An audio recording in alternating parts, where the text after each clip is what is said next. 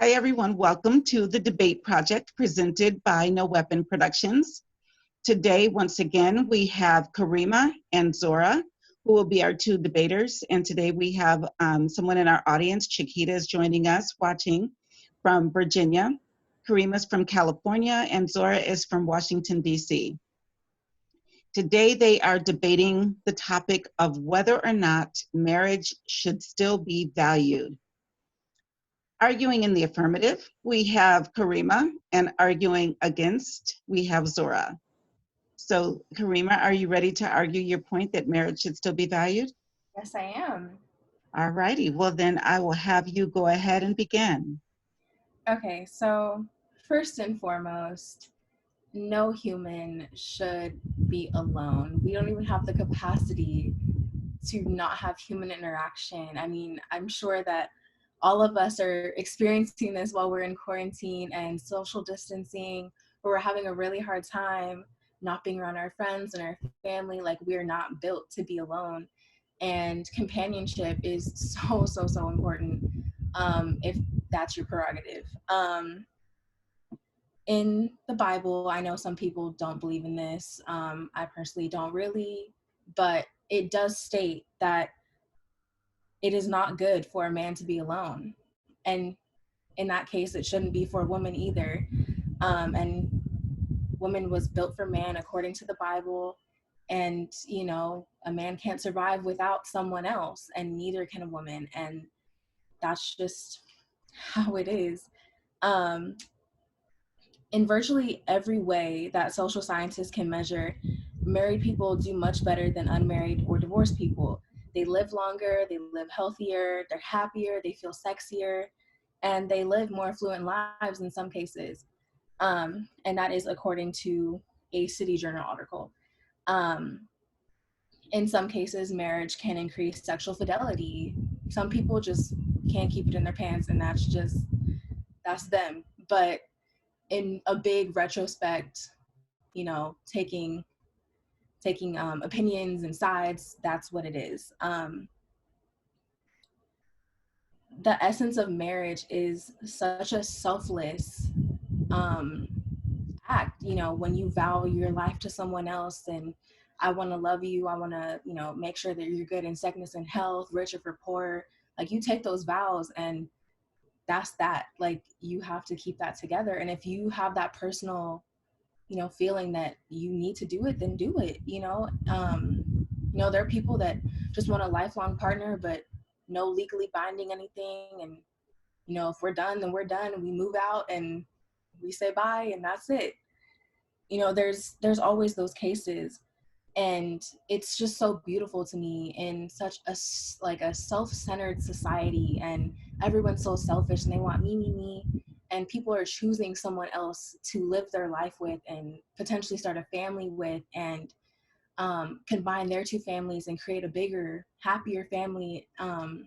It's honestly such a beautiful and selfless act to do so. Some people don't like their in-laws, you know, some people don't, you know, appreciate that. They don't like having a new family, but they like the person, and that can be a problem. But it's really just up to if you're selfish or you're not selfish. You know, it's just your personal standing. And everything honestly comes down to how you feel as a person. There's not really, you know, a law that's like, well, if you're dating someone, you know, and, you know, why don't you go further if you've been together for 5 years, you know? But it's just up to that person. There's celebrities that have never gotten married, but they live together, they have children, and they don't plan on ever breaking up, but they didn't get married, they don't plan on ever doing it, and that's what worked for them, and that's what works. Um, you know, in this other article, by AC Peds, it's like a pediatric society. It says a father and a mother who are committed to each other could build a strong unit for the good of their children and enhancement of society, or a father and a father, or a mother and a mother. You know, as long as, you know, when people are married, usually it comes down to, you know, a child can see that commitment within the two people, and see the love, and that, you know, can affect them down the line or not down the line. And just seeing the love and the passion between those two people, their parents, that can increase a child's ability to love someone else. And that's always good for society later on, you know, having really good, kind people. Um, but marriage is really just a personal choice, and it should be valued, but you know, it's unfortunate that it's not as much anymore in comparison to the 50s and 60s and 70s, where it was, you know, almost a requirement to get married, or, you know, it was very looked down upon if you weren't. Um, but yeah, that's my argument. Okay, thank you, Karima. I'll have some questions for you in just a moment. Zora, are you prepared to make your argument that marriage should no longer be valued? Yes. Okay. Alrighty. So I think there are a lot of factors that go into play here. The one, I would say financing, without a doubt. A lot of the people who are at the age where they want to get married or don't want to get married for that matter have to take in account the fact that the world is going through a huge inflation when it comes to education, when it comes to homes, how they cost $300,000 and upward, $200,000 and upwards for education, things like that. It's a crippling idea for a married couple who would want to get married out of college or who wants to buy a home together when you can barely like afford anything, you know, above your pay grade. And for a lot of millennials, they make between 30 and 40,000 a year still. And some millennials are like 40 years old this year, and they're still making like McDonald's employee money, you know? So it's like, why would you think about, you know, getting married right now when you can barely afford to like Uber? I think a lot of it also has to do with like moving with the world. I think now with our generation and with millennials too, in terms of like the internet and social media, we are been introduced to a lot of like new lifestyles. And I think that a lot of people have moved even to like polyamory, which is like multiple people, like an open relationship basically. And it's definitely like a lot more popular now, which is interesting because when you think about the baby boomers and like the generations, but especially the baby boomers, like a lot of the women during then were forced kind of to marry a man because the man would go off to war. And I was like, okay, so I want to get married, so let's get married. And that's why there was the baby boom, because all these people was getting married and having kids. I think nowadays, I think everything is still high in terms of politics and social, economic, and all that kind of stuff. But I think it's the polar opposite where it's like, okay, things are too expensive. People are dying. We have coronavirus. I'm not going to bring a child into this world, and I don't think I want to get married. So, you know, let me just fend on my own for a little bit. Let's see. Also, I know that a lot of people say that tax breaks is like a really good reason to get married for like the, you know, the money reasons and stuff. However, it is evident according to Medium that two high income earners wouldn't be benefited from tax breaks, two low income earners wouldn't be benefited, and most dual income owners with children wouldn't be benefited. So that reasoning is a little flawed, especially now, than it has been ever before. I know a lot of people also say that two-parent households are like the greatest for children, and that getting married and having a kid, that's the perfect way to raise a child. According to Medium, again, evidence does indicate that school achievement and behavioral problems are similar among children living with both biological parents, regardless of marital status. So it's evident that a couple doesn't really need to get married in order to, like, you know, have a kid that's raised right, you know, whatever that means. I think my last final point has to do with social acceptance and class privilege. A lot of the reasoning for getting married in the past has been for social acceptance, for showing, oh yeah, like I've done this, I can get married at this age, I can live the American dream, I can do this, I can do that. And I think a lot of that has kind of changed to being a place from social acceptance to being just primarily privilege. And you really have to think about like same-sex marriages, like everybody, you know, everybody that's involved in the loop. There are people who are in love with each other who cannot get married in some places. And I think that marriage shouldn't be valued until everybody is able to get married, you know? So I think it shouldn't be pick and choose until everyone has the same rights. So essentially, marriage has kind of moved from being like a social acceptance thing to just being like a thing you can do, or if you have the money to afford a full wedding and all that, it's kind of a privilege.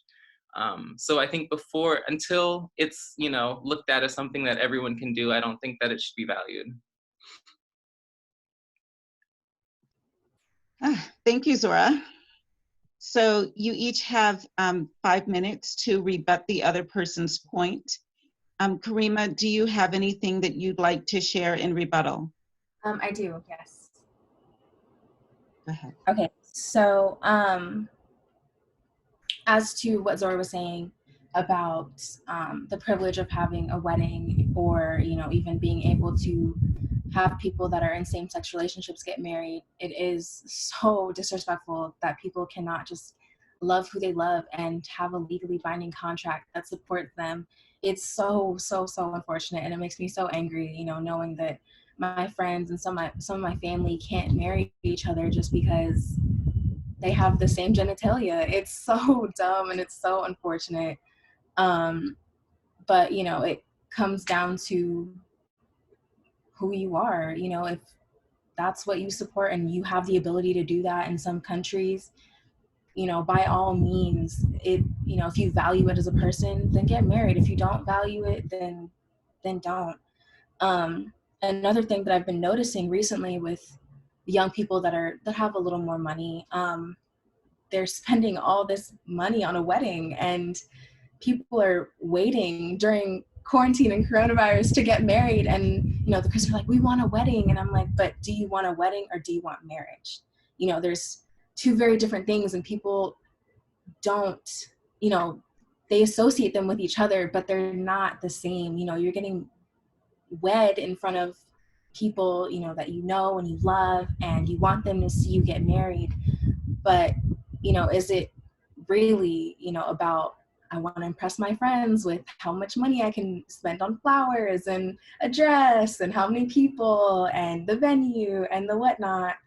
Or is it, I love this person wholeheartedly and I can't imagine another day without them, even if you already live together? You can't imagine a day where they're gone. Like, if that's someone's view, then totally get married. I mean, that's how I feel. If I love someone wholeheartedly, I'd elope in 2 seconds. Like, right after we get engaged, I'm like, let's go to the courthouse and let's figure it out, and we can figure out all the formalities later.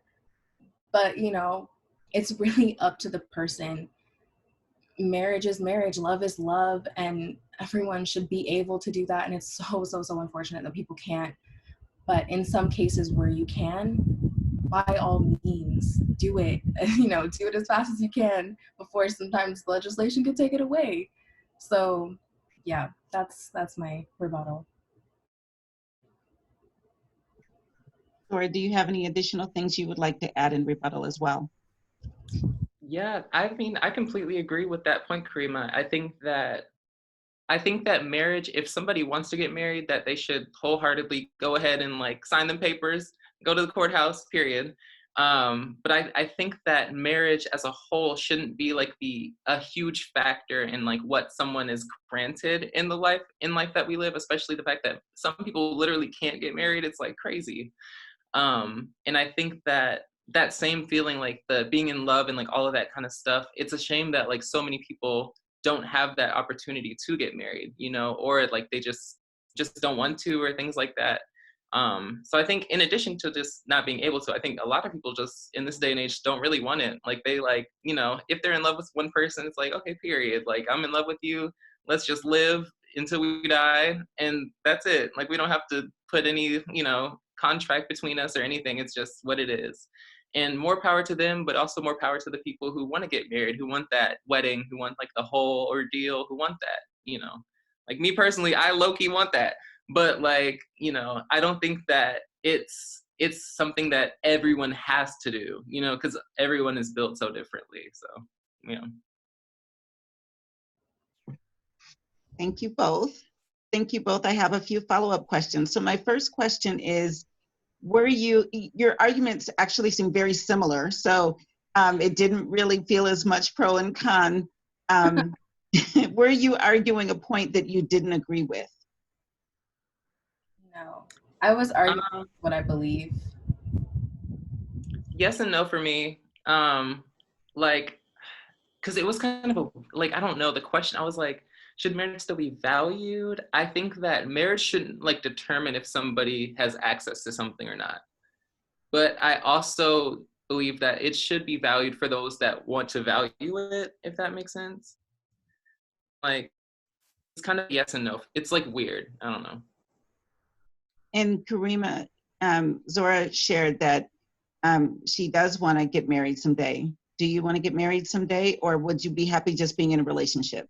If my spouse or my future partner is cool with the let's sign a paper and let's go, then sure. If they're not, then it is what it is. But, I plan to have, one sole partner for, when I meet them for the rest of my life. I plan to be with them regardless of a marital contract. It's always, I love the stories of, we eloped and we didn't tell anybody, and then we came back and we're like, guess what, we're married. And it's just like the cutest thing. And I've always, thought about that and seen, the pure joy and happiness of just being with each other and being able to have that contract that ties them. And in some cases, a lot of people really, really like that. And just to have the ability to, have that paper and be like, we're together, so what about it?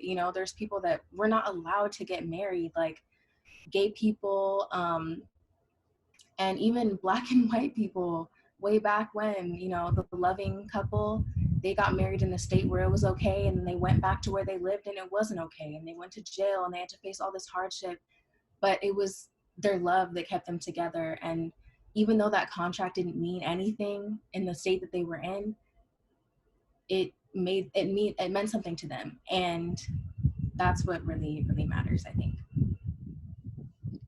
Do you you talked about the legally binding contract. So if you were in love and your potential life mate said, I love you, but I will never marry you. I don't believe in the contract. You just take my word for it. I want to be with you, and that should be enough. Would that be enough for you? I'll ask Zora first and then Karima. Okay, I think if I was with somebody who said it exactly like that, I would have to break up with them, just because like like it's very like, it just sounds like, yeah, you're not marriage material, but like, I'll stick with you. It's like, granted, marriage material, should it be valued or not? It depends on the person. But I think in that scenario, I would likely pass, just because it sounds kind of iffy almost. Just knowing like the social like place where we all kind of stand in general. I think that, granted, although some people don't get married, I think that if someone straight up was like, yeah, like, I don't think, I will never marry you. Like, it's like, oh, wow. Okay. Karima, what about you? I feel the same way. If someone said it to me in that connotation, I'd be like, wait a minute, you can go somewhere else. You can find someone else that's not marriage material. But if they're like, I want to be with you, but I just don't like the idea of legally being binded together, then sure. If I love that person more than my heart's content, then I'm like, you know what? If that's your deal, then that's your deal. We don't have to have joint anything. We can just live our separate lives. But at the end of the day, like, you're my partner, and that's that. If someone doesn't want a legally binding contract, then they don't have to have one. But if someone says to me like that, we gonna have to figure out something else. Chiquita, do you have any questions for our debaters? Oh, I might need to unmute you. Yeah. I thought of something a minute ago and it left when you started that part of the conversation. That was very fascinating. But it was a great debate, and I enjoyed hearing both sides of the argument. Wonderful. Wonderful. I have one final question. One for Zora and one for Karima. So Zora, my question to you, at one point you mentioned that the financial repercussions or ramifications for marriage were off-putting. Weddings are expensive, marriages can be expensive, there's not necessarily a tax break, all of those things. But then there's the opposite view of that, which is if we pool our resources, we can do more. Do you really think that financially marriage is detrimental, or do you think it can be helpful financially? Interesting. I think that I think it's very case by case, similar to, you know, the other debate. I think this one's very case by case. With some families, like some families that I know personally, their parents are just going to pay for their whole wedding, and it's like, oh, period, like it's so cute, and like the whole 9 yards. And just from my previous experience, because I did work in the wedding industry, a lot of the families that are able to afford those weddings look the same, if you're picking up what I'm putting down. So like it's interesting. Like a lot of the people who are primarily able to afford those kind of weddings are like the Jewish, like they have money, they have a bunch of saved up money that their parents just throw or their grandparents just throw at them, and they can just do what they will with that. But with some other families, they have to like switch to either having like a very small wedding or like going to the courthouse and like, you know, just signing the contract or things like that. So I think it really depends. I think with people that I know personally, I would say that it would be detrimental to do like the full wedding just at this point in our lives, to do a full like huge crazy like, you know, awesome wedding. But with other people who may have like, you know, more of like a privileged, more kind of rich place that they come from or things like that, or have grandparents who are super wealthy, I think that it's like, just go ahead, just do what you got to do, you know. But that's the wedding. And yes, I agree that that's the wedding. But do you think it is detrimental to the marriage? I think that, in my personal opinion, I don't really think it has any effect on it, if that makes sense. I think that it really just depends on the married couple and what they do in terms of like careers and things like that. Because there's so many different like financial situations with each couple where I'm like, it could be detrimental for one and like super beneficial for another.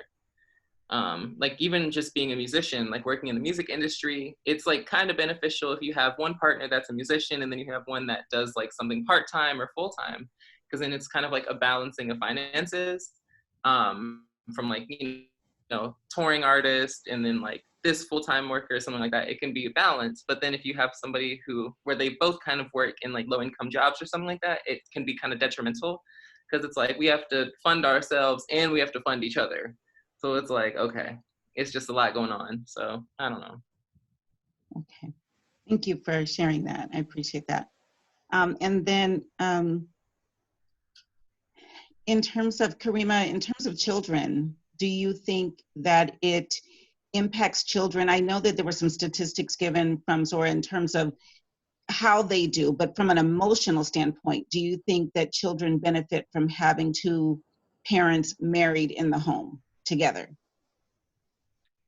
I think a two-parent household is pretty important. I didn't grow up in one, and you know, as a child, I used to compare myself to my friends that I went to school with that had two parents, and you know, it seemed as if the grass was greener on the other side. But as an adult now, my mom did everything that I could ever possibly imagine, you know, in the world to make sure that I'm okay and that I'm good.